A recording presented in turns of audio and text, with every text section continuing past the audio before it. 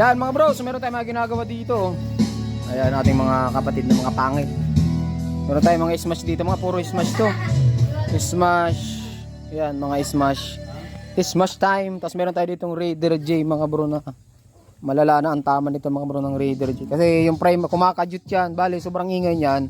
In-adjust natin yung tensioner, nag-tune up. Tapos pag drive ng may-ari, kumakadyut daw. Isaba ko iba naman yun sa kasi maingay ito dati. So tahimik na siya ngayon kasi kumakadyut. Kaya kinalas natin yung primary.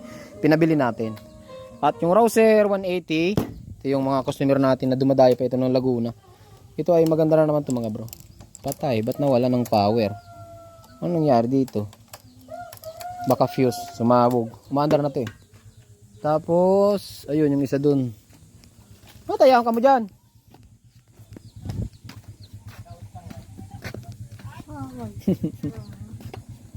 Ha? Okay na? Okay na Paul? Braking system, tahin silensyo kung pwede. Tignan siya naman po ba? Dahil langis. Lubat na nga na yung battery.